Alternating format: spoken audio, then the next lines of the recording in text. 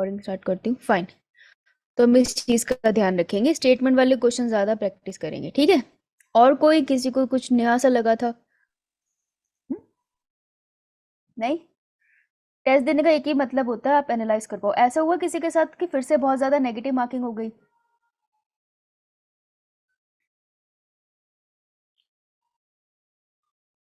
Yes या no में से कोई आंसर तो होगा।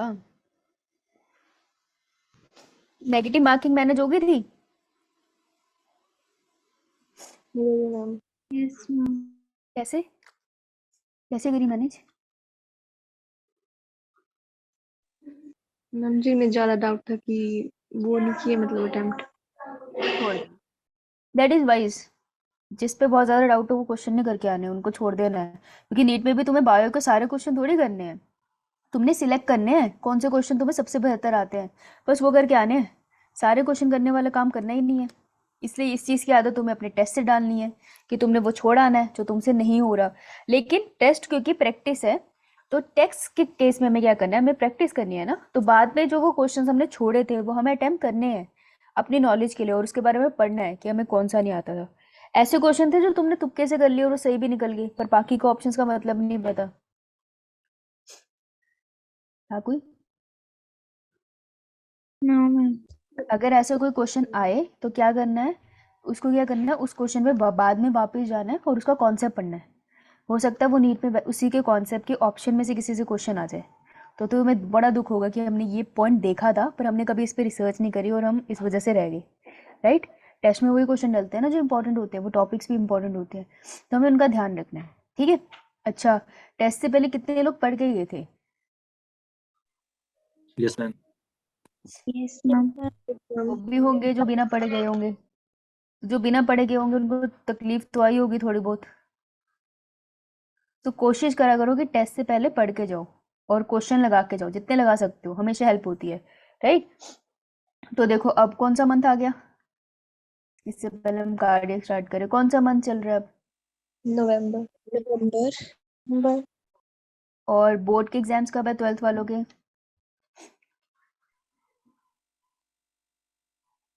तुम लोगों के अब एग्जाम्स कब है स्कूल में? मार्च।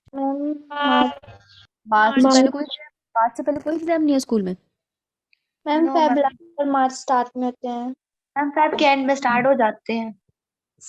तो मार्च बिगनिंग में क्या देती हूँ, मतलब दिसंबर में कोई पेपर नहीं है? No ma'am. No ma'am. तो हमारे पास एक अपॉर्चुनिटी है कि तुम लोग नीट को रैक करने पे आ सकते हो। अब जैसे बहुत सारे बच्चे हैं जो भी सोच रहे होंगे कि अभी मैं 12th कर लूँ, उसके बाद मैं ड्रॉप करके नीट के आराम से प्रिपरेशन कर लूँ, राइट। लेकिन जो बच्चे ड्रॉप भी कर रहे हैं वो भी तो इस टाइम पढ़ ही रहे हैं ना, हसल सब कर रहे हैं, फंस सब जाते हैं कहीं ना कहीं, ठीक है। तो अगर तुम्हें बिना ड्रॉप करे तुम्हारा निकल रहा है नीट, तो तुमको ड्रॉप क्यों करना है? एक साल क्यों अपना लगाना है उसकी प्रिपरेशन में? बहुत बोरिंग भी होता है ये, और बहुत डिफिकल्ट भी होता है, और प्रेशराइजिंग भी होता है।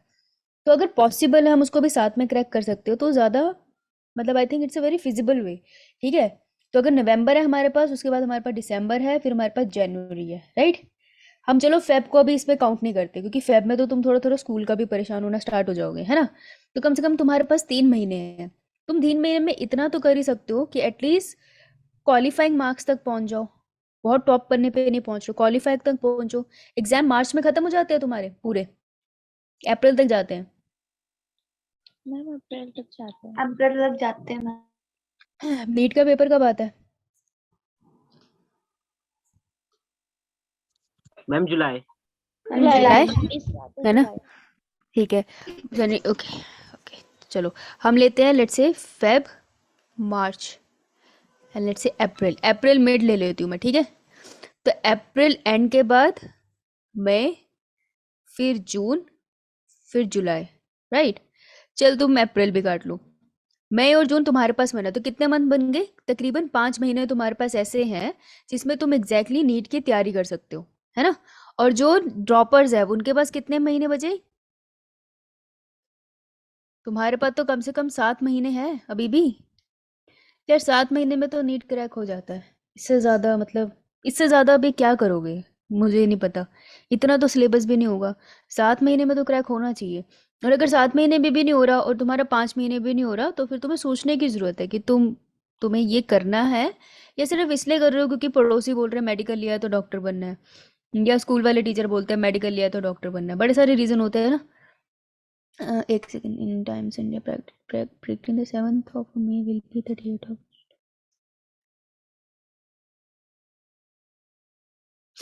अच्छा, अगर तब भी है साहिल, तब भी टाइम तो है तुम्हारे पास।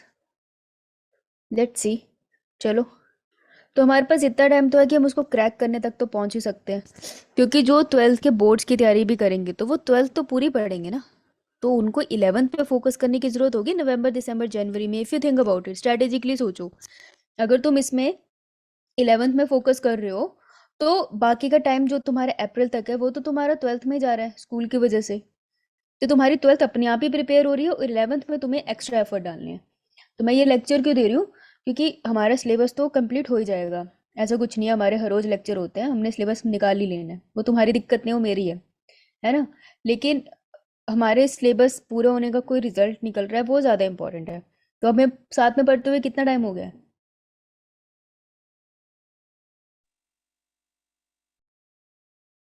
हाँ काम ना, लेकिन हाफ सिलेबस पहले पढ़ चुके हो ना, तो हम लोगों को साथ में क्लास लेते कितना टाइम हो गया पता है किसी को? कितने मंथ हुए? मैं कब से पढ़ा रही हूँ।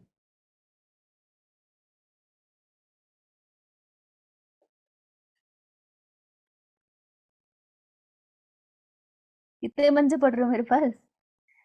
मैम अगस्त की लास्ट से। अगस्त की लास्ट से। अगस्त के लास्ट से अराउंड 2.5 to 3 मंथ्स होने लगे हैं, है ना। 2.5 to 3 मंथ्स अगर हमारे पास हो रहे हैं, और कितने चैप्टर लगभग हो चुके हैं?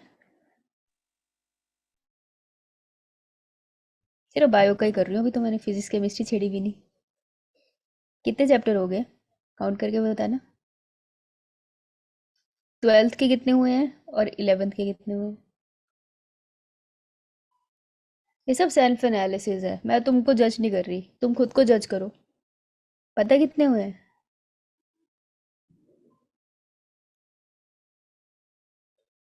1.5 हुआ है 11th का। एक चैप्टर हुआ है प्लांट किंगडम का, जो तुम ही ने बोला था तुम्हें करना है, और एक चैप्टर में बायोमोलिक्यूल में एंजाइम्स मैंने अच्छे से कराया, और न्यूक्लिक एसिड। एंजाइम्स और न्यूक्लिक एसिड क्योंकि बड़े इंपॉर्टेंट है। इतना हुआ है 11th में। और 12th में फर्स्ट यूनिट हुई है, जिसमें कितने 3 चैप्टर करे हमने। उसके बाद हमने सेकेंड यूनिट पूरी करी है, नहीं सेकेंड यूनिट में हमने 2 चैप्टर करे हैं, और उसके बाद थर्ड यूनिट में हमने कितने चैप्टर करे हैं? 1। और फिफ्थ यूनिट में हमने कितने चैप्टर करे हैं? 1। इकोलॉजी, ये यहाँ पर रिप्रोडक्शन का पार्ट है, ये इवोल्यूशन और मॉलिक्यूलर बायोलॉजी का पार्ट है, ये माइक्रोब्स वाला पार्ट है, और यहाँ पर हमारा इकोसिस्टम वाला पार्ट है।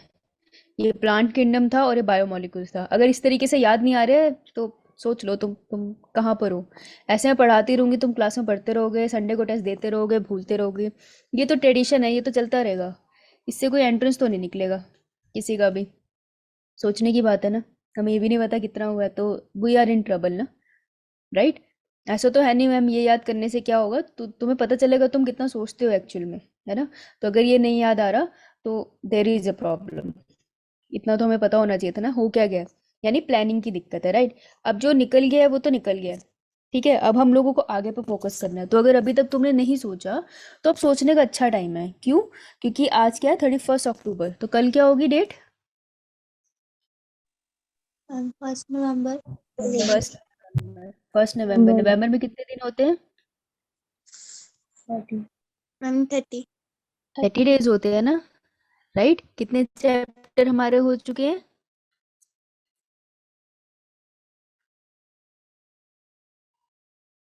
हाँ, 10।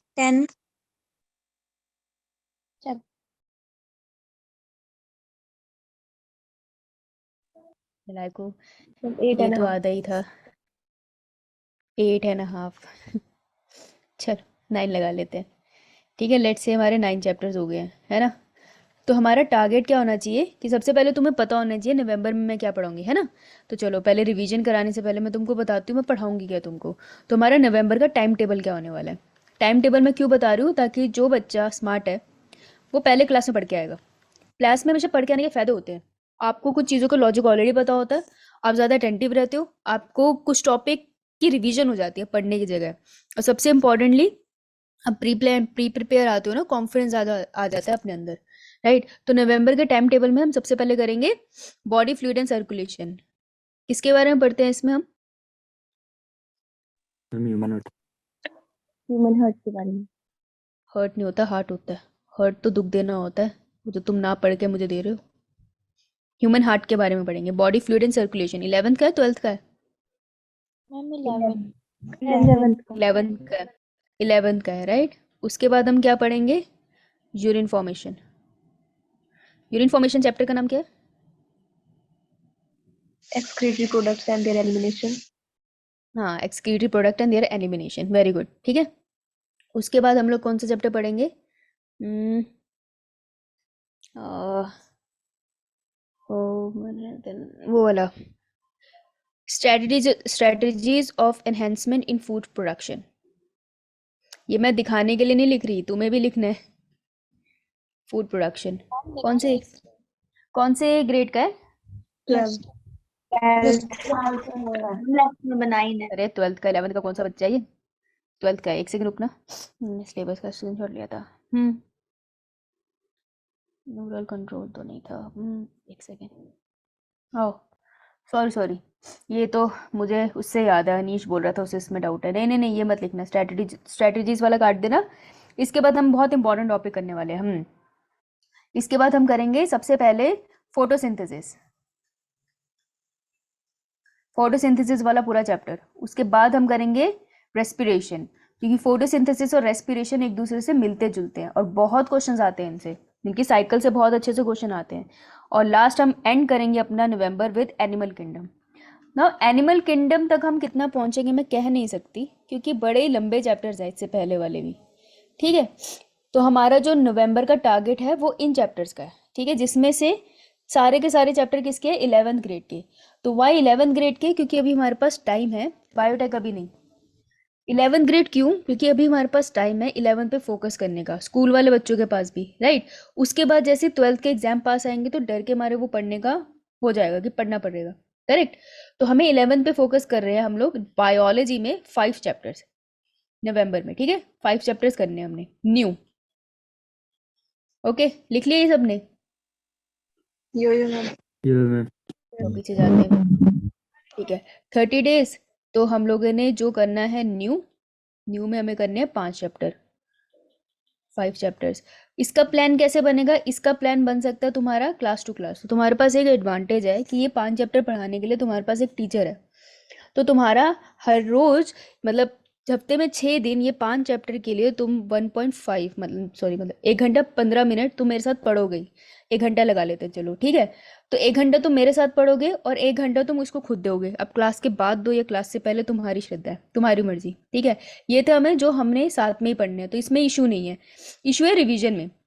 रिवीजन के कितने चैप्टर पेंडिंग है? कम से कम 8, है ना। अगर सब टाइम टू टाइम रिवीजन कर रहे थे, अगर तुम टाइम टू टाइम रिवीजन कर रहे थे तो तुम्हारी ये यूनिट हो चुकी होगी, फर्स्ट वाली। तुम्हारी यही चीज़ें पेंडिंग होनी चाहिए अगर तुम साथ साथ रिवीजन कर रहे थे। आई डोंट नो कर रहे थे या नहीं। तो देखो, 2 तरीके के प्लान बन सकते हैं रिवीजन के। एक बन सकता है जो 12th वाले हैं और एक बन सकता है जो ड्रॉपर्स हैं, ठीक है। अगर 12th वाले गट्स रखते हैं तो वो ड्रॉपर वाला प्लान भी यूज़ कर सकते हैं भाई, कोई चक्कर नहीं है, करा जा सकता है। पर मैं फोर्स नहीं करती किसी को, सबकी मर्जी है। पर ड्रॉपर्स को ये करना चाहिए क्योंकि तुम प्रॉब्लम में हो, तो तुम्हारे पास कोई बहाना नहीं है ना क्रैक करने का, फंस जाओगे, ठीक है। तो जो तुम कर सकते हो वो कर सकते हो रिवीजन। देखो ड्रॉपर्स में ऐसे भी बच्चे हैं जो पूरी 12th रिवाइज कर रहे हो क्योंकि वो पढ़ चुके हैं। तो तुम अपना नवंबर का प्लान बनाओ, नवंबर का रिवीजन प्लान बनाओ, ठीक है। रिवीजन प्लान में तुमको क्या ऐड करना है? तुमको ऐड करना है चैप्टर, उसका टारगेट डेज, ये बता रही हूँ कैसे बनाना है, बनाओगे तुम ही, राइट। कितने दिनों में खत्म करना है? अगर मैंने बोला मॉलिक्यूलर बेसिस ऑफ इनहेरिटेंस तो मैं 3 दिनों में रिवाइज कर लूंगी या मैं 6 दिनों में करूंगी, मेरे ऊपर है ना। तो मैं बताऊंगी मैं कितने दिन लूंगी। टारगेट डेज, ठीक है। चैप्टर, कुछ चैप्टर में चाहे तो तुम टॉपिक में उसको डिवाइड कर सकते हो, टॉपिक वाइज कितने टाइम में उसे कवर करोगे। और अलग से एक दिन रखना है PYQ के लिए, प्रीवियस ईयर क्वेश्चन के लिए। या तो तुम चैप्टर पढ़ते पढ़ते साथ में कर रहे हो या फिर तुमने एक रखना है time slot NCERT based question के लिए, ठीक है। तो तुम्हें दो तरीके के क्वेश्चन प्रिपेयर करके जाने हैं। एक तो है प्रीवियस ईयर क्वेश्चन जो तुमको AFMC, NEET, AIIMS, statement wise question AIIMS में बहुत मिलते हैं, ठीक है। जिसको नहीं पता वो लिख लो भाई, एम्स, नीट, एएफएमसी, जिपमर, ठीक है। ये वाले इनके आपको previous year question paper free of cost online मिल जाएंगे। कुछ ऐसे कोचिंग सेंटर भी है जिन्होंने इन पेपर्स को अपनी वेबसाइट पे पब्लिश कर रखा है। तुमको क्या लेना देना है, तुम्हें फ्री का मिल रहा है ना, तो तुम क्वेश्चन पेपर उठा लो। इवन कुछ कोचिंग वेबसाइट ने सॉल्व करके डाल रखा है, लेकिन तुम पहले खुद सॉल्व करना। तो इनके प्रीवियस ईयर उठा लो, प्रीवियस ईयर पेपर उठाओ, और हो सके तो black and white photo state निकाल लो, क्योंकि फिर इजी हो जाती है ज़िंदगी। नहीं, अगर तुम फ़ोन से कर सकते हो तो वो भी बढ़िया ऑप्शन है, ऐसा कुछ नहीं है, किसी भी तरीके से करते हो। मैं अपनी सारी पोस्ट ग्रेड की बुक इससे पढ़ती हूँ। मैंने फ़ोन में डाल रखी है, लैपटॉप पे डाल रखी है, मैं मोस्टली फ़ोन से पढ़ती हूँ, ठीक है। तो इसके प्रीवियस ईयर के लिए तुम इन्हें फॉलो करोगे, ठीक है। अब एनसीईआरटी बेस्ड क्वेश्चन का मतलब है बहुत सारी ऐसी बुक्स है जो एनसीईआरटी के ऊपर क्वेश्चन बनाती है, एनसीईआरटी की लाइंस के ऊपर क्वेश्चन बनाती है, ठीक है। तो जैसे तुम लोगों के पास अगर बुक्स है, जैसे फॉर एग्जांपल एनसीईआरटी एग्जाम्पलर, एक बुक बहुत सुनी है मैंने, एनसीईआरटी एग्जाम्पलर। और मैं देख रही थी आज, होल्ड करना एक सेकेंड, होल्ड क्या, फ़ोन पे थोड़ी हो, एक मिनट, कहाँ रख दी मैंने,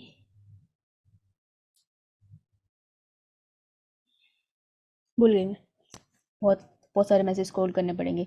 दो तीन और बुक्स है, उसका लॉजिक क्या है, उसका लॉजिक ये है कि वहाँ पे ना जो एनसीईआरटी का चैप्टर है, जैसे अभी हमने करा एवोल्यूशन, तो एवोल्यूशन की जो एनसीईआरटी की लाइंस है उसी से क्वेश्चन ड्राइव करके बनाए हैं, तो वो तुमको एनसीईआरटी रिवाइज करने में बहुत मदद करेंगे।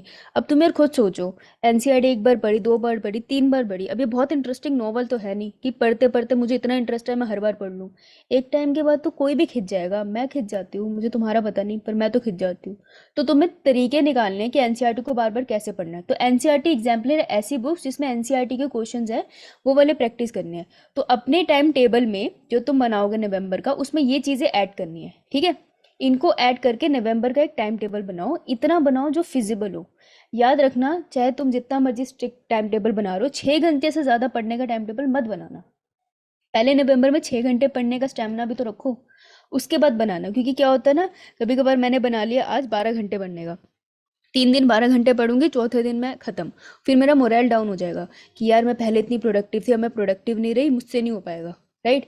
तो इतना बनाना जो तुमको फिजिबल लगता है, कि तुमको लगता है कि यार मैं 4 आवर्स में ही पढ़ लेती हूँ काफ़ी, तो 4 hours is sufficient for you, ठीक है, जितने में तुम फोकस रह सको। 6 घंटे तक किताब खोल के बैठ के भी क्या करोगे ना, पागलपनी है। अब पेरेंट्स को क्या दिखाओगे, अब तुम ऐसी स्टेज पे आ गए हो कि शो ऑफ का कुछ फायदा नहीं होगा, क्योंकि वो तुम्हारे रिजल्ट देखेंगे, तुम्हारा बैठे रहना नहीं देखेंगे, राइट। तो तुम ये टाइम टेबल बनाओ, तुम सबके पास मेरा नंबर है, फॉरवर्ड मी, तुमको मदद चाहिए तो, अगर तुमको लगता है तुमसे अच्छे से बन गया तो तुम करो, अगर तुमको लगता है किसी और टीचर से डिस्कस करना है वहाँ करो, कोई फ़र्क नहीं पड़ता।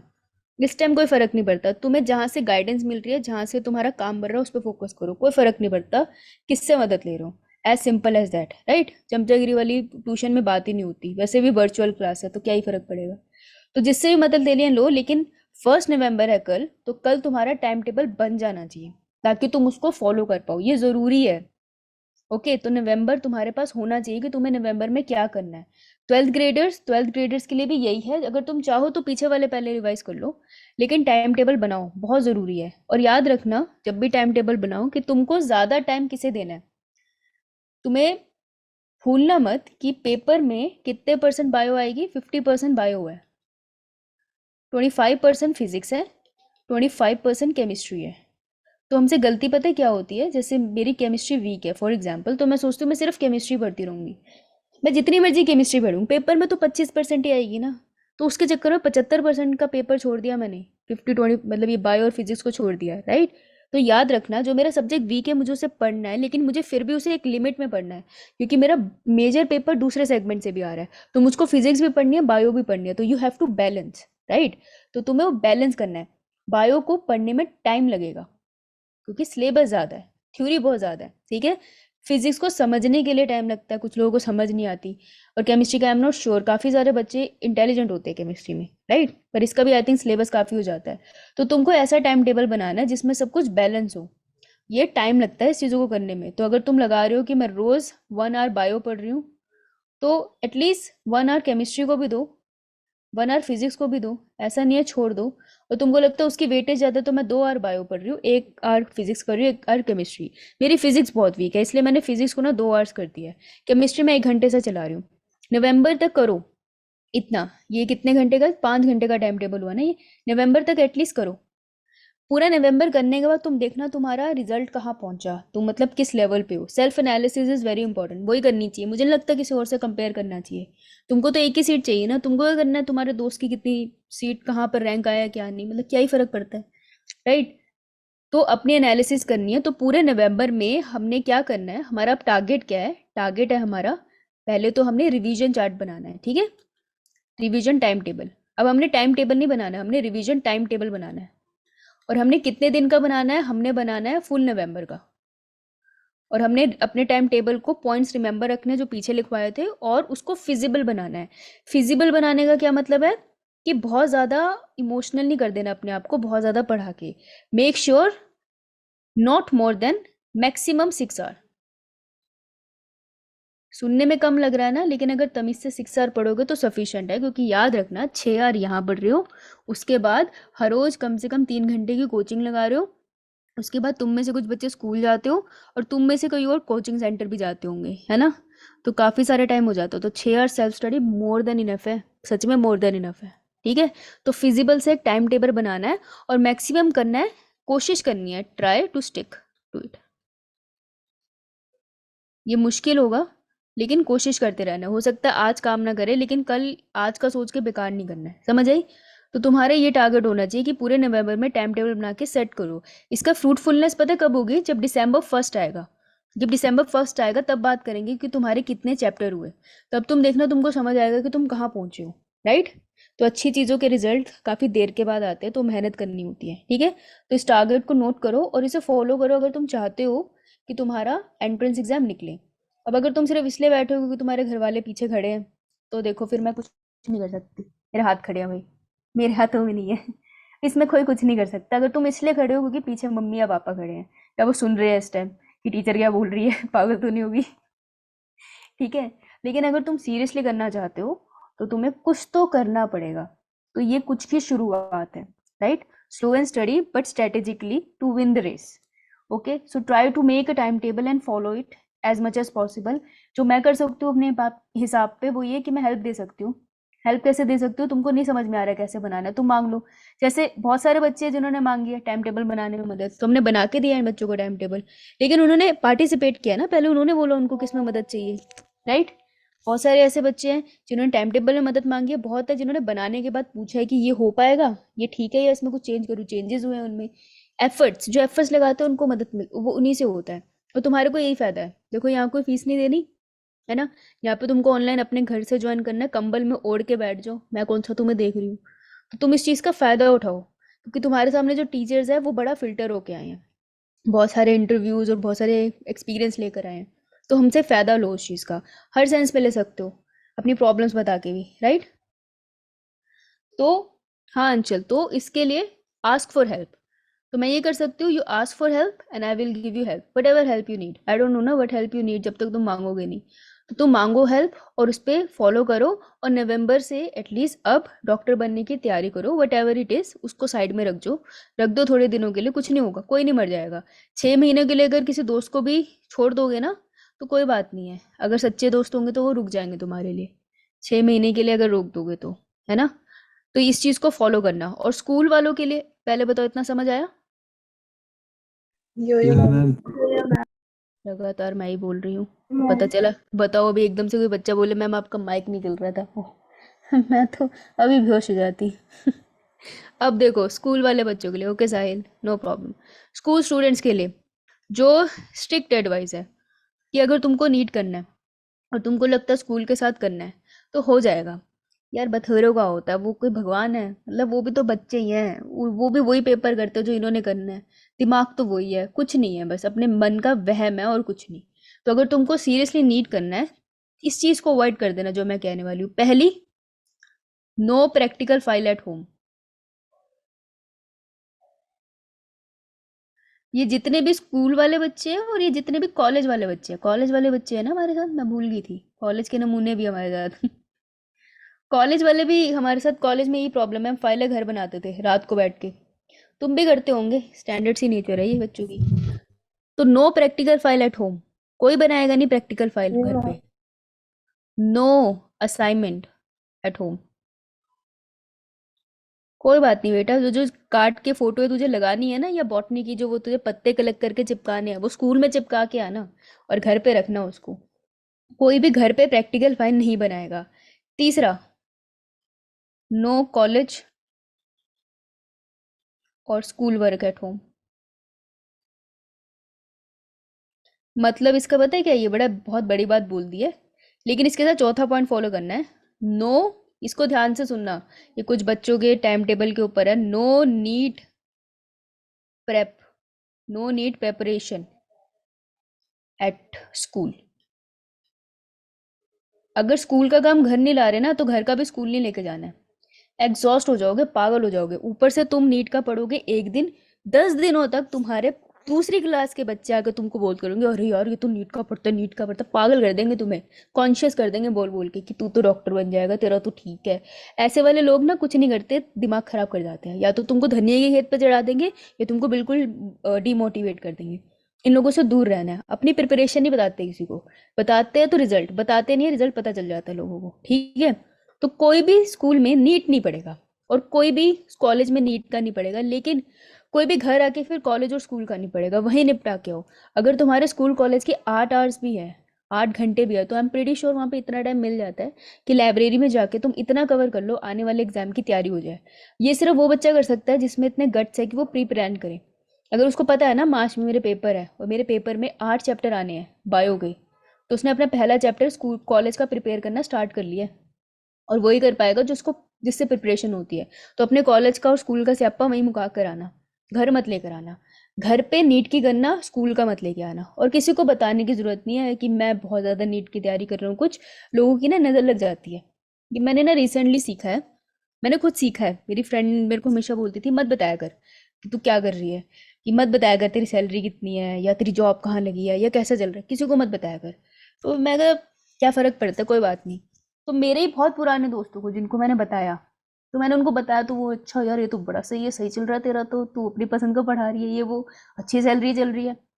फिर किसी दिन किसी पार्टी में, उसी, क्योंकि वो मेरे बहुत खास दोस्त हैं, तो उसी के सामने वो जिक्र कर रहे थे कि यार ये, मतलब वो मुझे एनवी कर रहे थे कि उनको प्रॉब्लम हो रही थी कि इसका सही कैसे चल रहा है, हमारा कम पे वाला जॉब कैसा है।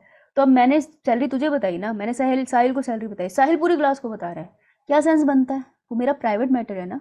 तो मेरी फ्रेंड ने मुझे वही चीज़ समझाई, तो मुझे वो चीज़ समझ में आई एक्चुअल में कि लोगों की ना नज़र लग जाती है। तो तुम अब ऐसा नहीं है झूठ बोलते फिरो, पर सिंपल से अपने काम से मतलब रख सकते हो ना, सबको क्यों बताना है। तो अपने तक रखो।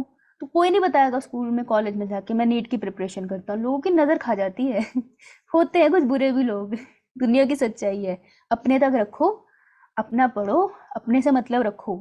फिर जब तुम्हारा रिजल्ट आएगा ना, फिर वो लोग तुमसे खुद ही पूछेंगे तुमने कैसे प्रिपेयर किया, तब ब्रैग करना। अभी कोई ब्रैग मत करना, क्योंकि तुम्हारे पास कुछ नहीं है ब्रैग करने के लिए। तुम सिर्फ एक स्टूडेंट हो जिसके सपने हैं, और ऐसे हिंदुस्तान में करोड़ों बच्चे हैं तो तुम में और उनमें क्या फ़र्क है। उनमें और तुम में सिर्फ एक ही फ़र्क हो सकता है कि तुम्हारे सपने पूरे हो जाए, आई होप उनके भी हो जाए, लेकिन फ़र्क इतना ही होता है ना। तो ट्राई कि आप बकवास ज़्यादा करो और काम पे ज़्यादा फोकस करो, और प्राइवेट रहो जितना प्राइवेट हो सकते हो, ठीक है। तो ये स्कूल और कॉलेज वालों के लिए है कि ध्यान से सुन लो, कोई स्यापा घर नहीं लेकर आएगा तुम्हारे पास ऑलरेडी बहुत है। मतलब मुझे नहीं समझ में आता वो बच्चे जिनके पास 2 ट्यूशन है, तो तुम कैसे पढ़ते हो, तुम भगवान हो क्योंकि मेरे समझ से बाहर है। मैं खुद एक तेलुगु क्लास लगाने में मेरी हालत खराब हो जाती है तुम्हें पढ़ाने के बाद, तो पता नहीं तुम कैसे कर रहे हो, राइट। सो अगर तुम दो दो कर रहे हो तो मेक श्योर कि स्कूल और कॉलेज को निपटा कर आओ, ठीक है। इतनी बात क्लियर, समझ आई। यो यो अब देखो, अब सबसे बड़ा क्वेश्चन, अब सबसे बड़ा दुनिया का क्वेश्चन, स्टडी मटेरियल पढ़ना क्या है, ठीक है। स्टडी मटेरियल के लिए दो दो पॉइंट्स है जो हमें पता होने चाहिए। है ना। अब हम मैच्योर हो चुके हो तो हम डायरेक्ट बात कर सकते हैं। तो स्टडी मटेरियल के दो प्रॉब्लम है। ओके मैम, प्रॉब्लम है जब स्कूल का होमवर्क घर में। हाँ, तो स्कूल का होमवर्क स्कूल में करके आ, तो अपनी सहेली से पैटी खाते हुए बात करते हुए साइड में होमवर्क कर ले, वहां पे सब होता है, हमने भी किया है, समझे। कोई बात नहीं बेटा, पैटी एक तरफ खा लियो, इधर होमवर्क कर लियो, क्या चला जाएगा। तेरी फ्रेंड ये पूछेगी ना, तू यहाँ क्यों कर रही है, घर जाके क्यों नहीं कर रही है, तो बोल दे मम्मी घर पे काम बहुत कराती है आजकल। कोई बात नहीं, मम्मी पीछे है तो हेडफोन लगा के क्लास लगाया करो, कुछ नहीं होता। स्कूल में करके आया करो होमवर्क, ढूंढ लिया करो, टाइम मिल जाता है टाइम। तुम ढूंढोगे तो मिल जाएगा, तुम ढूंढोगे तुम्हें कभी नहीं मिलेगा। लोगों को ढूंढने से भगवान मिल जाता, तेरे को टाइम नहीं मिलेगा। ढूंढो, मिलेगा जुगाड़। इंडियंस फेमस क्यों है, जुगाड़ के लिए तो फेमस है, तो जुगाड़ ढूंढ, हो जाएगा, कोशिश कर। तो स्टडी मटेरियल के लिए तुम्हें ये पता होने चाहिए पहले तुम्हें एमसीक्यू कहाँ मिलेंगे, क्योंकि वो इंपॉर्टेंट है, और तुम्हें थ्योरी कहाँ से पढ़नी है ना। तो थ्योरी के लिए बायोलॉजी, मैं सिर्फ बायो रिकमेंड करूंगी यहाँ, क्योंकि मुझे बाकी सब्जेक्ट की बुक्स नहीं पता है, राइट। तो मैं कह नहीं सकती, ये तुम्हें अपने टीचर से पूछना पड़ेगा। मैम नहीं होता टाइम, एक क्लास से निकलते दूसरी क्लास में जाना पड़ता है। बेटा इतना स्ट्रिक्ट टाइप का स्कूल है तेरा, थोड़ा सा स्कूल बंक करना स्टार्ट कर फिर, और क्या। 6 दिन की जगह 5 दिन स्कूल जाना स्टार्ट कर। 2 मिनट का टाइम भी नहीं होता, रिसेस टाइम भी मैम 15 मिनट लेट ही छोड़ते हैं। अच्छा, अरे तो फिर अगर ऐसा है तो स्कूल 5 दिन की यस मैम, मेरा भी। अगर ऐसा है ना तो 6 दिन की जगह स्कूल 5 दिन कर लो। तुमको एक दिन का ब्रेक तो मिलेगा, एक दिन से फर्क पड़ता है। वैसे भी बच्चे जो पूरा दिन ट्रैवल में निकालते हैं, तुम पता है ऐसे भी स्टूडेंट है हमारे साथ जो 4-4 घंटे ट्रैवल कर रहे हैं रोज। 4 घंटे ट्रैवल बहुत होता है, उसके बाद वो क्लास लगा रहे हैं, बहुत मुश्किल काम है। तो तुम्हें उसको डिक्रीज करना पड़ेगा।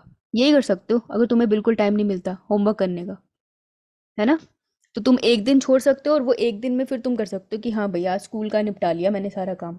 ऐसे ही कर सकते हो। अगर हम तुम्हें रोज होमवर्क मिल रहा है तो फिर तुझे कोई टाइम तो फिक्स करना पड़ेगा। तो फिर ऐसा रख, जब बहुत टायर्ड होती है, जैसे कि आफ्टर क्लास मैं बहुत टायर्ड हो गई है, अब सोना है, तो सोने से 1 आवर पहले, 1 आवर पहले होमवर्क कर लिया।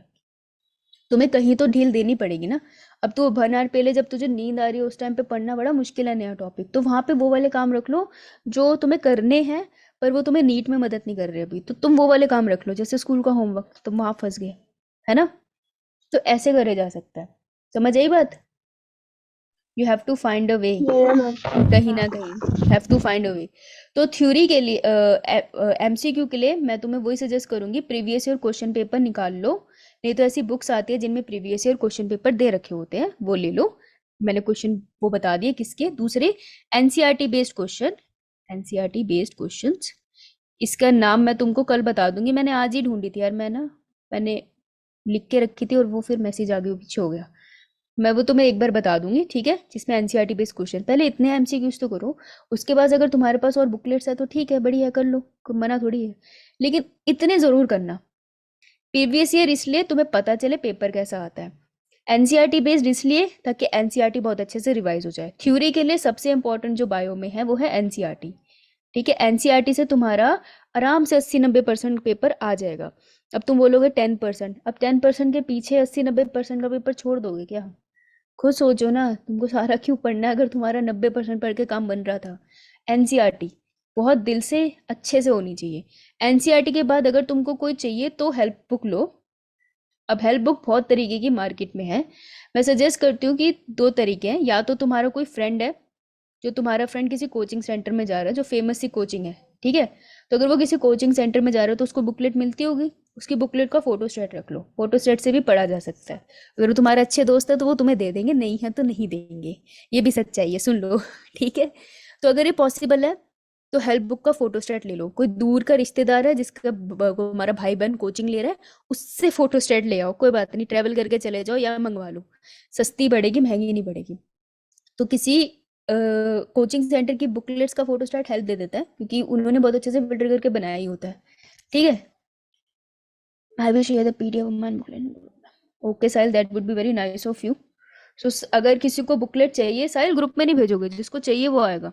ऐसे हमने लंगर थोड़ी खोला है, सबको रोटी देनी है, जिसको खानी हो पहले अंदर तो है। तो जिसको बुकलेट्स में मदद चाहिए, साहिल के पास है पीडीएफ, उससे मांगना, साहिल सिर्फ उसी को देना, ठीक है, जो खुद से आएगा। हम भी उसी की मदद करेंगे ना जो नीट करना चाहता है, सब क्यों करेंगे, राइट। तो हेल्प बुक लो। हाँ भाई विजय, तुझे तो चाहिए ही, तो हेल्प बुक लो, उनसे पढ़ लो। लेकिन एनसीईआरटी पे रहना है, मेन एनसीईआरटी है। अगर एनसीईआरटी में 6 एग्जाम्पल थे, हेल्प बुक में 12 पढ़े थे, तो पहले तुम्हें 6 कंफर्म आने चाहिए, उसके बाद 7th एग्जाम्पल पढ़ना है किसी चीज़ का। याद रखना NCERT is the main chapter, ठीक है? तो ये चीज़ों को ध्यान रखना बायो में। क्लियर? यो मैम। अब एक लास्ट सजेशन जो मुझे लगता है फिजिबल होगा, लेकिन मैंने अभी तक ट्राई नहीं किया किसी बच्चे के साथ, तो मैं तुम्हें बता रही हूँ, तुमको लगता है तो ट्राई करके देख लेना नवंबर में अगर फिजिबल हो तो। कैसे रीड करें एनसीईआरटी? फर्स्ट टाइम पढ़ ली, सेकंड टाइम पढ़ ली, भाई थर्ड टाइम पढ़ने के बाद तो आंसू आ जाएंगे क्योंकि थर्ड टाइम तक तुम थक जाओगे। उसके बाद क्या करो, मैंने बहुत सारे देखे यूट्यूब पे एनसीईआरटी का आता है वो, एनसीईआरटी ऑडियो चैप्टर ऑडियोज आते हैं। वैसे तो वीडियो आती है यूट्यूब पे, पर ना चैप्टर ऑडियोज भी मिलते हैं। एग्जैक्टली ऑडियो का लिंक नहीं है मेरे पास, पर मैंने वीडियो का भेजा है, ऑडियो और वीडियो। तो एनसीईआरटी पे जैसे चैप्टर है फॉर इवोल्यूशन, ठीक है, कंप्लीट चैप्टर लिखना, कंप्लीट चैप्टर एनसीईआरटी ऐसे लिख के देखना। तो किसी टीचर से पढ़ने मत लग जाना, इसलिए क्योंकि 6-7 टीचरों से पढ़ के क्या करोगे? अब मैं बोल रही हूँ दिल धड़कता है, तो सारे टीचर यही बोलेंगे दिल धड़कता है, ऐसे तो है नहीं कोई नई टीचर आके बोलेगा दिल नहीं धड़कता राइट? तो क्यों 6 टीचरों से पढ़ के दिमाग खराब करना है? तो ऐसा एक रिव्यू आता है, मुझे एक लिंक मिलेगा तो यार मैं तुम्हें अगली क्लास में भेज दूंगी, अभी जाऊंगी तो देर हो जाएगी। तो उससे क्या करना, कुछ नहीं, तूने पढ़ लिया ना चैप्टर, अब तुम उसका ऑडियो ऑन करके कान में लगा के शांति से सुनना और अपने दिमाग में चैप्टर को रिकॉल करने की कोशिश करना। मैंने वो खुद करके देखा तो मुझे वो बहुत फिजिबल लगा, क्योंकि मैं बोर हो गई हूँ पढ़ते पढ़ते। तो फिर जब मेरे को रिवाइज करना था दोबारा से कार्डियक सिस्टम, तो मैंने वो ऑडियो लगाया चैप्टर का और मैंने उसको कान पे लगाया और मैंने सोचा, वो जो बोल रहा था मेरे दिमाग में वो विजुअल चल रहा था, क्योंकि मैंने पढ़ा हुआ है तो मेरे दिमाग में विजुअल चल रहा था। तो मेरा पूरा एनसीईआरटी बड़ी जल्दी रिवाइज हो गया, 1 ही घंटे में। उसको मैंने थोड़ा स्पीड में चलाया था, तुम चाहे स्लो चला लेना, तुम्हारी मर्जी। थोड़ा बोरिंग होगा, पहले सुन लो, एनसीईआरटी है, बोर तो करेगी थोड़ा सा, लेकिन उससे मेरा चैप्टर रिवाइज हो गया। तो जब तुम्हारी 3 बार रिवीजन हो गई है उसके बाद करना, नहीं तो मिस हो जाएगा, ठीक है? क्योंकि डिफिकल्ट है, मैं टीचर हूँ तो मेरे से हो गया, पर तुम्हें थोड़ा सा टाइम लगेगा पिक करने में। तो कम से कम 3 बार रिवाइज करने के बाद एनसीईआरटी इन पर्सन बुक को पढ़ने के बाद एक बार ये ऑडियो ट्राई करके देखना तुम्हारा रिवीजन इजीली होता है या नहीं। बट एनसीईआरटी को बार बार पढ़ना पड़ेगा, ठीक है? इतना क्लियर?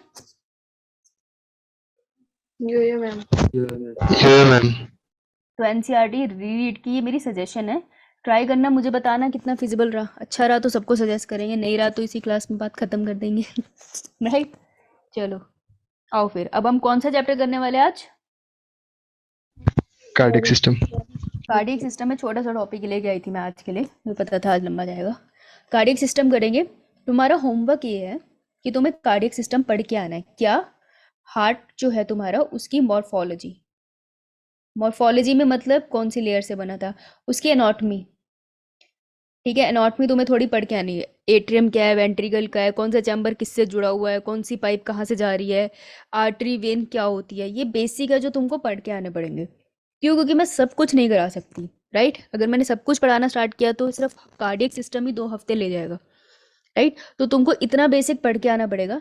इतना बेसिक पढ़ के आओगे तभी तुमको समझ में आएगा कार्डियक साइकिल का मतलब क्या होता है। समझ आई बात?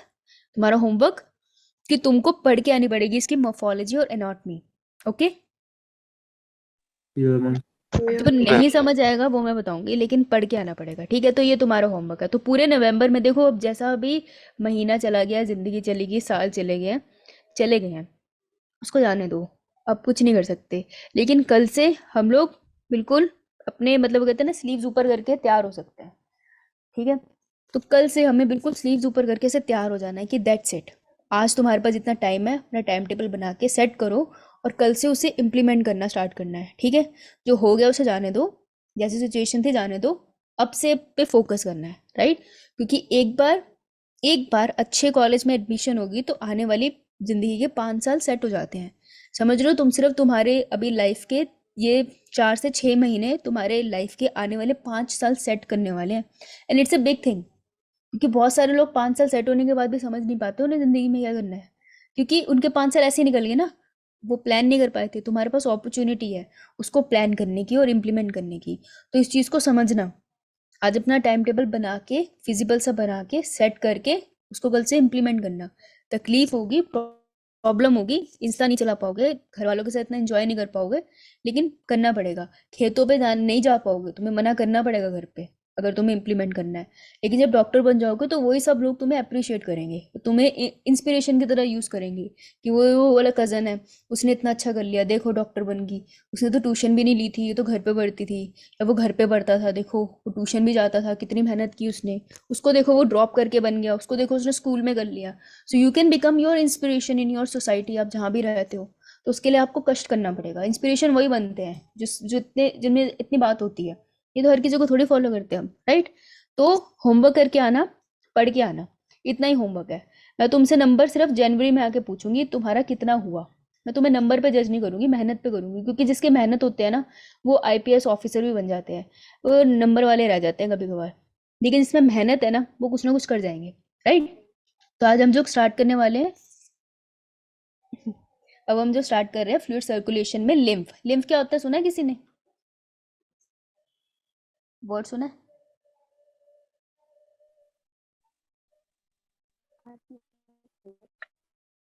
Yes, क्या? ma'am. ब्लड और लिम्फ ना, ब्लड और लिम्फ थोड़ी अलग चीजें होती है। ब्लड में लिम्फ होता है?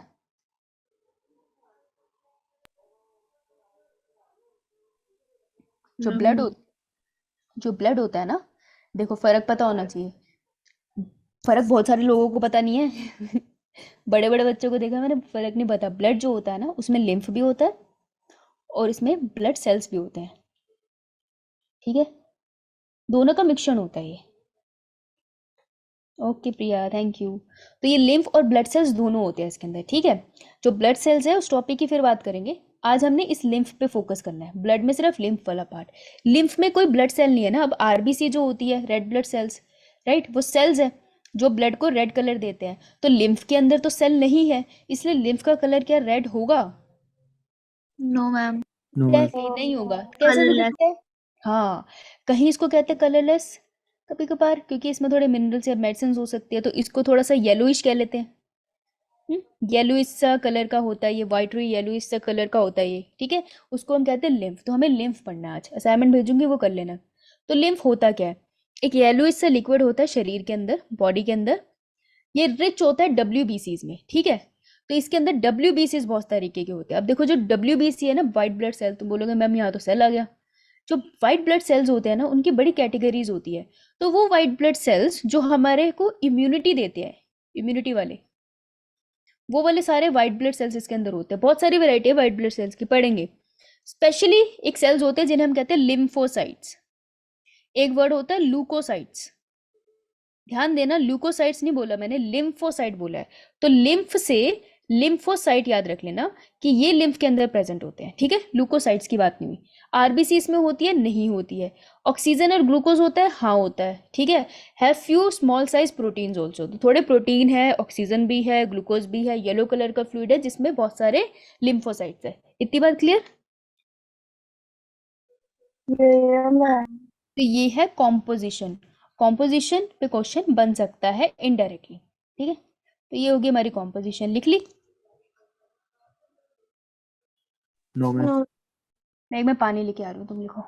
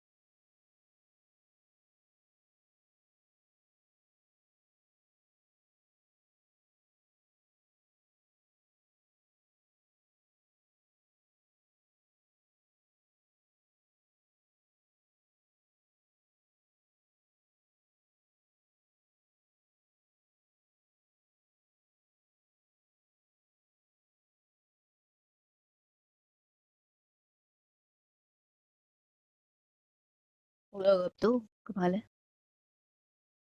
Done ma'am. Done, ma'am. चलो भाई, अब देखो, किसी को पता है आर्टरी, वेन और कैपिलरी क्या वर्ड्स होते हैं?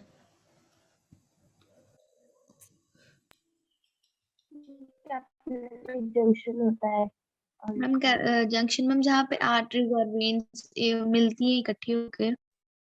हाँ, आर्टरी और वेन जो होती है ये बेसिकली है क्या, बड़ी बड़ी सी क्या होती है, ये है क्या चीज? मैं ऐसे ही बोलूँ तो क्या है?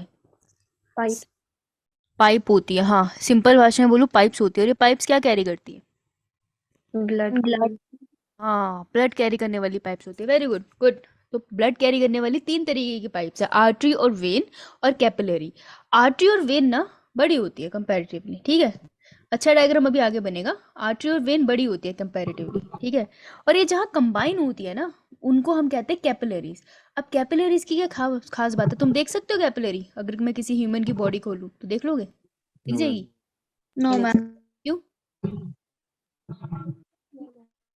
वाई? सोचो क्यों नहीं देख सकते?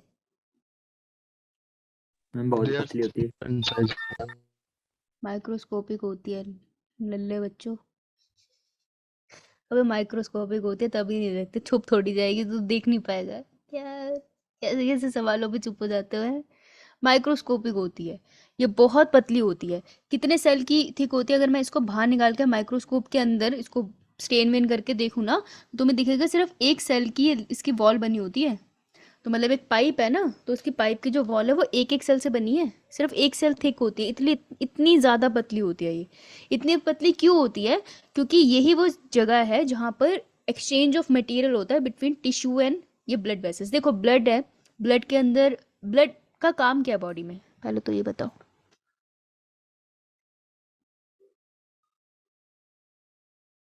अरे क्यों है ब्लड तुम्हारे शरीर में?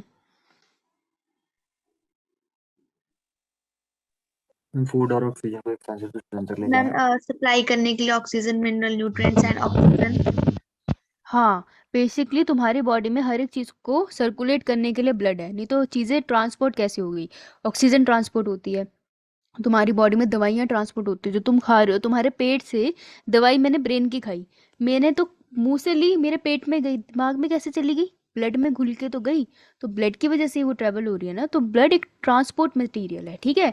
तो ब्लड, ठीक है, ब्लड तो पहुंच गया, ये रहा ब्लड। अच्छा, आर्टरी के थ्रू ले रहा ब्लड, कैपिलरी के पास आ गया, ठीक है। कैपिलरी से होता हुआ ये तो वेन के पास चला भी गया।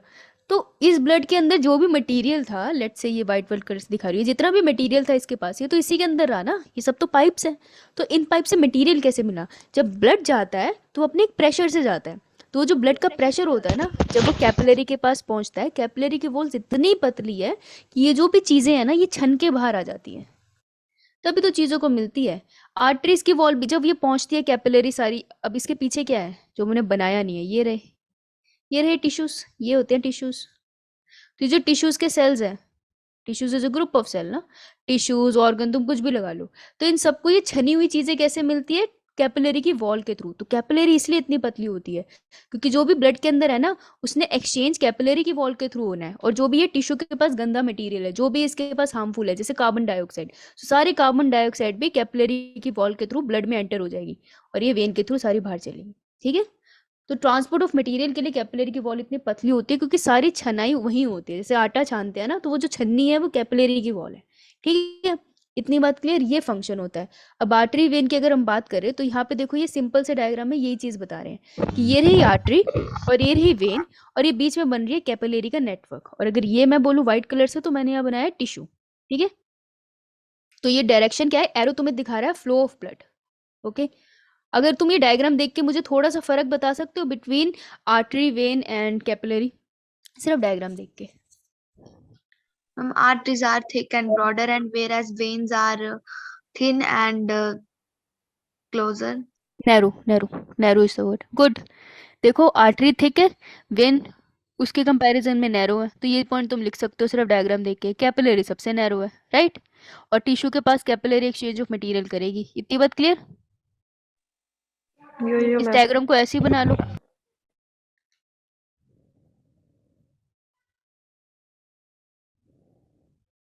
या राइट साहिल। हम अभी तक हार्ट पे नहीं पहुंचे ना, वहाँ भी बात करेंगे। यू आर राइट, एक एक्सेप्शन होती है इसकी, पल्मोनरी आर्टरी और पल्मोनरी वेन। डोंट वरी, करेंगे उस पे एक नीट का क्वेश्चन बनता है। चलो आगे चलो। अब देखो ये लिम्फ कैसे बना। हम अब इस डायग्राम के थ्रू क्या बताने वाले हैं, मैं तुम्हें समझाने वाली हूँ फॉर्मेशन ऑफ लिम्फ। ठीक है, छोटी सी प्रेजेंटेशन है, छोटा सा खत्म हो जाएगा। फॉर्मेशन ऑफ लिम्फ की बात कर रहे हैं तो देखो, जब ब्लड इतने प्रेशर के साथ कैपिलरी से जाता है ना, तो कुछ मटेरियल ब्लड का, जैसे मैक्सिमम अमाउंट ऑफ वाटर और कुछ मिनरल्स और कुछ डब्ल्यूबीसीज जो होते हैं ना, वो ब्लड से बाहर निकल जाते हैं। कहाँ निकल जाते हैं? ये टिश्यू है ना, ये टिश्यू बनाया था, तो टिश्यू की स्पेसिस के बीच में चले जाते हैं। जैसे सेल एक दूसरे के साथ एकदम क्लोजली अरेंज है, लेकिन फिर भी बीच में थोड़ी स्पेस होती है। तो ये जो टिश्यूज के बीच में स्पेस है ना, यहाँ पर थोड़ा थोड़ा मटेरियल बाहर आ जाता है। और ये जो मटेरियल बाहर आया है ना, इसमें कभी आरबीसी बाहर नहीं आती, इसलिए इस मटेरियल का कलर थोड़ा येलोइश होता है। तो ये जो येलोइश कलर का मटेरियल बाहर निकल रहा है ना, जब ब्लड मूव कर रहा है, नॉर्मली ब्लड मूव कर रहा है पर कुछ बाहर निकल गया है, इस येलोइश मटेरियल को हम कहते हैं इंटरस्टिशियल फ्लूइड और टिश्यू फ्लूइड। समझ में आई? तो अगर कैपिलरी है, कैपिलरी से ब्लड जा रहा था, तो कुछ कुछ मटेरियल बाहर निकल गया बिकॉज ऑफ प्रेशर।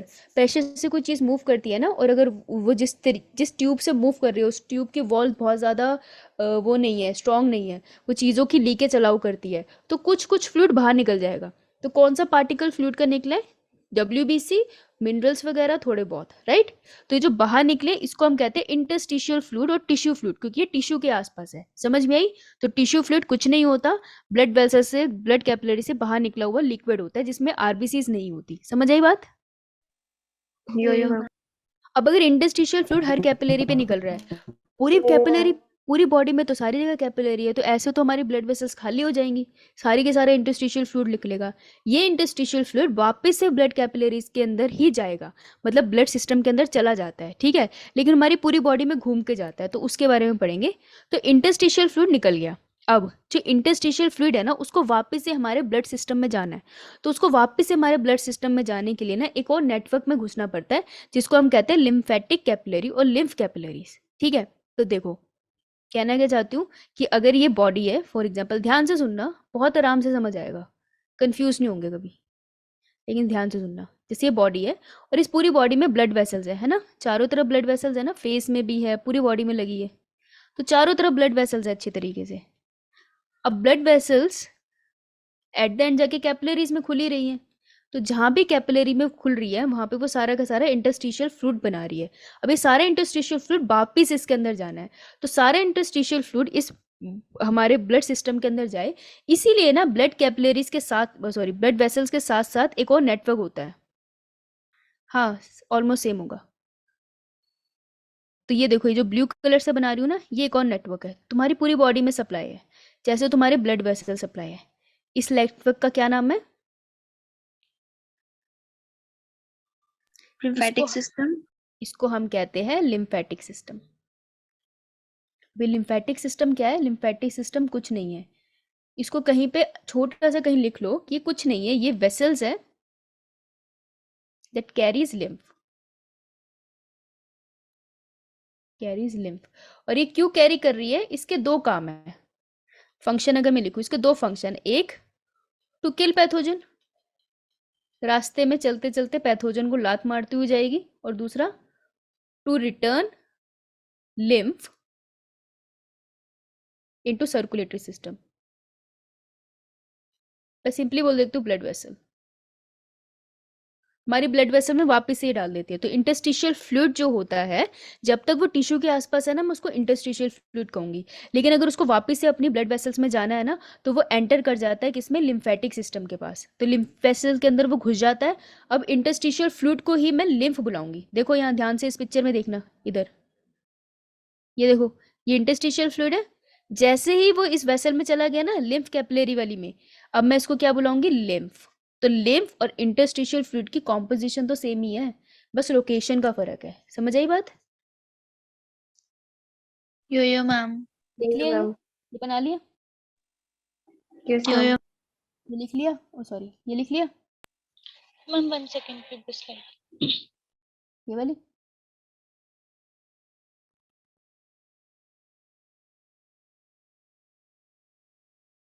अब सबसे मजे की बात पता है क्या है? तुम्हारे सर से लेकर, तुम्हारे पैर से लेकर, तुम्हारे हाथों से लेकर जितना भी इंटरस्टिशियल फ्लूइड बना वो लिम्फ में, लिम्फ वेसल, जैसे लिम्फ कैपिलरी के अंदर गया अब हम उसको लिम्फ बुलाते हैं, वो सारा का सारा लिम्फ तुम्हारे यहाँ आके इकट्ठा होता है इधर, और ये यहाँ पे आके लिम्फ इकट्ठा होता है और यहाँ से वो तुम्हारे हार्ट के अंदर चला जाएगा, तो यहाँ से वो तुम्हारे दोबारा सर्कुलेशन के मेन सर्कुलेटरी सिस्टम के अंदर एंटर होता है, तो सारा का सारा लिम्फ यहाँ आके इकट्ठा होता है तुम्हारी ये ब्यूटी बोन्स के पास। ठीक है, चलो तो लिम्फ फॉर्मेशन की बात करते हैं। यहाँ पर ये चीज लिखी है, as blood move from artery to capillary towards vein, यही डायग्राम में दिखाया था, some fluid come out of the capillaries, और ये टिश्यू के अराउंड एक्यूमुलेट होता है, इसी को हम टिश्यू फ्लूइड कहते हैं। Majority of it return back to the vein but the remaining one will enter into lymph capillary. ठीक है, काफी सारा यहाँ से भी वापस जाएगा, प्रेशर की बात है ना, कुछ यहाँ से भी मुड़ जाएगा, लेकिन मैक्सिमम उसके बाद, लेकिन सॉरी का क्या काम होगा, हाँ अभी बताती हूँ काम ना, लेकिन लिम्फ कैपिलरीज के अंदर भी चला जाएगा। जो टिश्यू फ्लूइड लिम्फ कैपिलरी के अंदर गया उसको हम लिम्फ कहते हैं। ठीक है, इसका स्क्रीनशॉट लो, फिर मैं तुमको लिम्फ नोड बताती हूँ। स्क्रीनशॉट ले लो, लिखने का तो क्या लिखोगे, बाद में लिख लेना, पूरा प्रोसेस लिखा है। अब देखो, मैम 1 सेकेंड। सॉरी,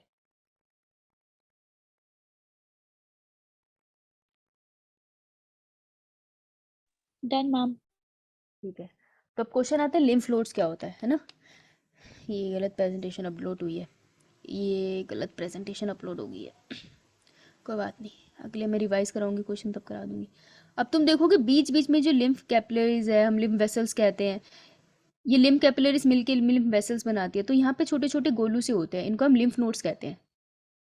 हाँ, इंटेस्टाइन के अंदर होते हैं वो लैक्टियल्स, राइट साइड, तो ये होते हैं लिम्फ नोड्स। लिम्फ नोड्स क्या होते हैं, लिम्फ नोड्स ऐसे छोटे छोटे नोड्स जो हैं ऐसे गुच्छे से बने हुए हैं जहां पर स्पेशल सेल्स बने बैठे होते हैं, जिनको हम कहते हैं B lymphocytes and T lymphocytes. सुना इनके बारे में?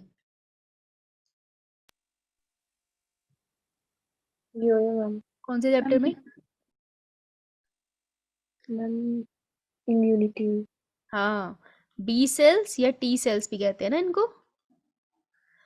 तो बेटे क्या होता है ना कि जब लिम्फ यहाँ आ रहा होता है ना, जब मैं यहाँ से दिखाती हूँ येलो कलर से, सॉरी, जब येलो कलर का हमारा लिम्फ यहाँ पे मजे से आ रहा होता है तो उसके साथ ना पैथोजेंस भी आ जाते हैं। ठीक है, क्योंकि पैथोजन क्या है, क्या करते हैं पैथोजन, वो क्या करेंगे, तुम्हारे ब्लड में घुस के अब तुम्हारे ब्लड से निकल के तुम्हारे टिश्यू में जाकर छुप जाते हैं, फिर वहाँ पे इन्फेक्शन कॉज करते हैं। लेकिन उसी टिश्यू में लिम्फ भी तो पड़ा था ना, इंटरस्टिशियल फ्लूइड, तो जब इंटरस्टिशियल फ्लूइड लिम्फेटिक वेसल में आता है तो अपने साथ उस पैथोजन को भी ले आता है कि आजा भाई तू भी आजा। अब वो उसको अपने साथ ले आया और उसको बहता हुआ चला रहा है, जैसे कि ये पैथोजन है और ये मस्त इसके साथ ऐसे झूमता हुआ जा रहा है, इसको बड़ा पता है इसके साथ क्या होने वाला है, इसके साथ मस्त झूमता हुआ जा रहा है। जैसे ही वो लिम्फ नोड पे पहुंचेगा ना, वहां पर पड़े special cell B lymphocyte and T lymphocyte, identify कर लेते हैं, और इतने सारे इनके खिलाफ एंटीबॉडीज बनाते हैं बी सेल, और टी सेल्स बहुत सारे ऐसे सेल्स बनाते हैं जिनको मारते हैं। अब ये जो कॉन्सेप्ट है एंटीबॉडी वाला वो तो मैं तुमको दूसरे चैप्टर में पढ़ाऊंगी, यहाँ तो नहीं पढ़ाऊंगी। बस ये समझ लेना कि लिम्फ नोड्स वो जगहें होती हैं, छोटे छोटे नोड्स होते हैं सर्कुलर से, जो क्या करते हैं, वो पैथोजन को मारने की साइट है। ये समझ लो एग्जैक्ट लोकेशन है, ये पुलिस स्टेशन है जहाँ पे सारे चोरों की पिटाई होगी। ठीक है, तो लिम्फ वेसल्स के साथ पैथोजन आते हैं और इन सबको मारने का काम करते हैं लिम्फ नोड्स। कहाँ पे होते हैं सबसे ज्यादा लिम्फ नोड्स? आपकी बॉडी में जहाँ पे थोड़ा वार्म टेम्परेचर है वहाँ पे लिम्फ नोड्स आता है, जैसे कि हाँ ग्रोइन रीजन, ग्रोइन रीजन पे, राइट, अंडर आर्म्स एरिया में तुम्हें ज्यादा लिम्फ नोड्स मिलेंगे। ठीक है, समझ में आई बात? मैम। ओके, बहुत सारा लेक्चर भी दे दिया मैंने तुमको, राइट। तो लिम्फ एक बहुत सिंपल सा लिक्विड है, येलोइश कलर का फ्लूइड है, वो कुछ नहीं है। अगर तुम ध्यान से अब बिल्कुल ठंडे दिमाग से सोचो तो वो कुछ भी नहीं होता। सिर्फ तुम्हारे ब्लड में नॉर्मली तुम्हारी सारी वेसल से, तुम्हारे बॉडी में जितनी पाइप है, ब्लड वेसल, आर्टरी, वेन, तुम जो भी बढ़ते हो, सब में खून घूम रहा है। उसी ब्लड से कुछ लिक्विड बाहर निकल गया टिश्यू के पास, उनको मैंने क्या बोल दिया, इंटरस्टिशियल फ्लूइड, और वही निकला हुआ टिश्यू वापस से एक और नई वेसल में चला गया। उन नई वेसल्स को हम लिम्फेटिक सिस्टम बोलते हैं और उसके अंदर के टिश्यू को लिम्फ बोलते हैं। लिम्फ और इंटरस्टिशियल फ्लूइड सेम ही है, फर्क सिर्फ इतना हो गया कि ये जो लिम्फेटिक वेसल्स है ना, इनके पास नोड्स के पास स्पेशली बहुत सारे लिम्फोसाइट्स होते हैं, बी एंड टी लिम्फोसाइट्स। तो बी और टी लिम्फोसाइट्स कुछ नहीं करते कि ये जो फ्लूइड अंदर आ गया है उसके अंदर जितने पैथोजन है उनको मार दे, बस। पूरी बॉडी में घूमने के बाद यहीं पर आके तुम्हारे जितने भी लिम्फेटिक सिस्टम है, मैं तुम्हें कल हार्ट का बताऊंगी ना, तब उसके कंपैरिजन में बताऊंगी कि सारे लिम्फेटिक वेसल्स जो होती है सारे बॉडी से लिम्फ को इकट्ठा करके यहाँ पर लाती है और फिर वो तुम्हारे हार्ट के पास लेफ्ट हैंड साइड में ओपन हो जाती है। तो जितना लिम्फ है ना वो वापस से तुम्हारे ब्लड में ही जाता है, अदरवाइज तो तुम्हारा ब्लड मतलब खाली हो जाता लिम्फ की फॉर्म में, तो सब वापस तुम्हारे ब्लड में ही चला जाता है। तो ये बना ही क्यों? सोचने की बात है, भगवान ने इसे बनाया ही क्यों होगा? बनाने का सिंपल सा तरीका है कि लिम्फ की मदद से जितनी बॉडी के पैथोजन छुपे हुए हैं ना वो सबके सब इकट्ठे होके मारे जाते हैं। अगर लिम्फेटिक सिस्टम ना हो तो इम्यूनिटी की हालत खराब हो जाएगी, पैथोजन ढूंढ नहीं पाएगी वो। समझ आई बात? यो मैम। बहुत सारा थ्योरेटिकल यो कॉन्सेप्ट मैम। है, मैम एक बार एनसीईआरटी से पढ़ना अच्छे से। अगर लिम्फ अब्जॉर्ब ना हो तो क्या हो बेटा, अगर लिम्फ अब्जॉर्ब ना हो तो स्वेलिंग हो जाएगी। तुम देखो तुम्हारा टिश्यू है जिसमें लिक्विड इकट्ठा हो रहा है, स्वेलिंग से हो जाएगी, पानी भरने लग जाएगा शरीर के अंदर, तो उसका वापस से ड्रेन होना बहुत ज़रूरी है। ड्रेन नहीं होगा तो वो पार्ट को बहुत प्रॉब्लम हो जाएगी, नॉन फंक्शनल हो जाएगा। हाँ, एडिमा हम कहते हैं ना, स्वेलिंग बहुत से रीज़न से होती है, लेकिन लिम्फ इकट्ठा होना भी एक स्वेलिंग कॉज करेगा, और अगर उसका इमीडिएटली उसको सॉल्व नहीं किया तो बंदे को कंडीशन खराब हो जाएगी। ठीक है, तो हमने क्या पढ़ा? हमने पढ़ा कि हमारी जो ब्लड वेसल्स है, आर्टरी से ब्लड कैपिलरी में गया, उससे वेन में जा रहा है, तो जब ब्लड फ्लो कर रहा है तो थोड़ा सा लिक्विड बार बाहर की तरफ निकल जाता है। ये जो लिक्विड बार बाहर की तरफ निकल गया हम इसको इंटरस्टिशियल फ्लूइड कहते हैं। कुछ तो वापस चला जाता है लेकिन बाकी नहीं जा पाता, तो जो नहीं जा पाता वो दूसरी वेसल्स में एंटर हो जाता है, और दूसरी वेसल्स का नाम है लिम्फ वेसल्स। ठीक है, तो लिम्फेटिक सिस्टम में वो एंटर होता है, फिर लिम्फेटिक सिस्टम के थ्रू अल्टीमेटली वो हमारे सर्कुलेटरी सिस्टम हार्ट के पास आके खुल जाता है। तो बेसिकली सारा का सारा लिक्विड जो ब्लड के अंदर था उसी के अंदर वापस चला गया, इसे हम कहते हैं लिम्फेटिक सिस्टम। ओके, हाँ बेटा, यस बिल्कुल बिल्कुल, उसके अंदर भी मिलेंगे तुम्हें कुछ अमाउंट ऑफ हार्मोन। साहिल, हाँ बोलो, कोई जिसको डाउट? No ma'am. नहीं, ठीक है, ओके। तो जो 10 बच्चे ग्रुप में थे ना वो प्लीज़ अभी थोड़ी देर में कॉल करूँगी, कुछ काम था, फिर बात करेंगे। ठीक है, ओके, फिर बता सकते हो तुम लोग अपना होमवर्क करके आना। हार्ट बहुत अच्छे से करके जाएंगे, और मैं बताना भूलगी, हार्ट से ह्यूमन फिजियोलॉजी में मैक्सिमम क्वेश्चंस आते हैं। Okay, so heart is very important and very complicated, so make sure. कल हार्ट का लेक्चर होगा। हैं? कल हार्ट का लेक्चर होगा। नहीं बेटा, आज हार्ट पढ़ा के कल मैं कुछ और पढ़ाऊंगी, पागल हूँ ना मैं? नहीं मतलब कल ही होगा ना फिर कि लाइक आपने सीधा लिम्फ के बाद सीधा सर्कुलेशन पे आएंगे कि सीधा हार्ट पे? पहले मैं थोड़ा हार्ट पढ़ाऊंगी, पर हार्ट पढ़ के आना, ओके बस। तभी मैं जल्दी कराऊंगी, हार्ट का स्ट्रक्चर पे ज़्यादा टाइम नहीं लगाऊंगी। ठीक है, चलो भाई भाग जाओ फिर, बाय बाय।